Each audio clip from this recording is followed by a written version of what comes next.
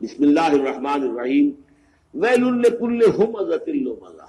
انسان کے سامنے کوئی ہائی آئیڈیل نہیں اگر ہوتا، کوئی اعلیٰ نصب العین اور آدرش نہیں ہے، تو وہ پستی کی طرف پھر اس کی دلچسپی کیا ہوگی؟ کوئی چغلیاں کھاتا پھر رہا ہے، کسی کو تانے دے رہا ہے، کسی کی غیبت کر رہا ہے، کسی کی عزت پر حملہ کر رہا ہے، کسی کا مال ہڑپ کر رہا ہے، پھر اس کی شخصیت کے اندر یہ پستی آ جائے گی. وہی جس پستی کو دیکھ کر ایک حساس انسان مایوس ہو جاتا ہے کہ انسان میں خیر کوئی ہے ہی نہیں. یہ تو گویا کہ گندگی کی ایک رپورٹ ہے.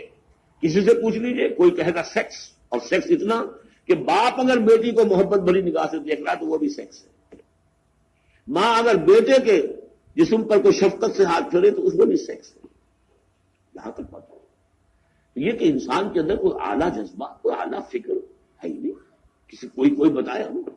انسان تو میرا حیوان ہے، گندگی کی پوٹ ہے. کوئی شخص جو ہے بڑا اونچا واز کہہ رہا ہے اور کوئی زیر لب مسکرا رہا ہوگا کہ یہ واز جو فرما رہے ہیں اپنا روب گاٹنا چاہ رہے ہیں.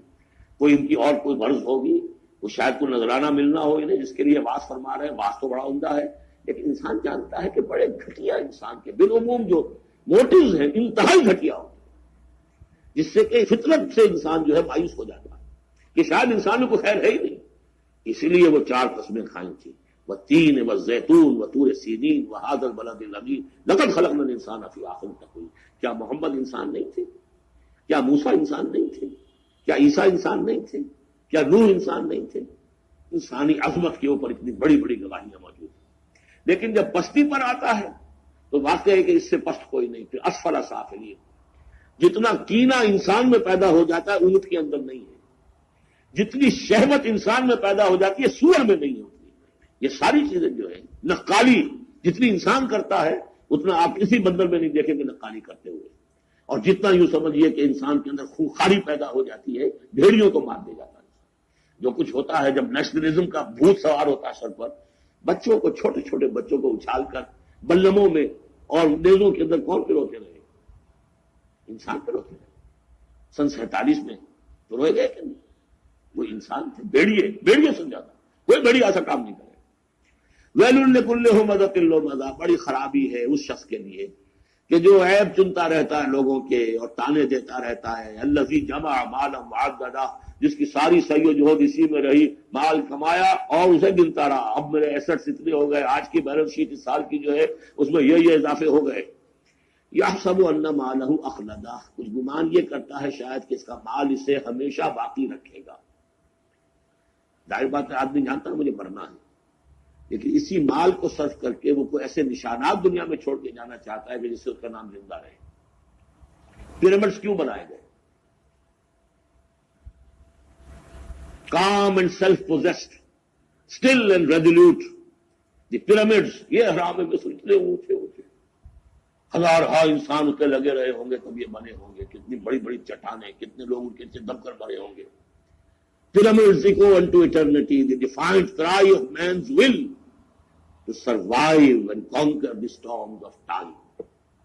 تو مال سے انسان نے اپنے نام کو زندہ رکھنے کی کوشش کی ہے. کلا، ہرگز نہیں. لَيُنبَذَنَّ فِي الْحُطَمَةِ. یہ جھونک دیا جائے گا حطمہ میں.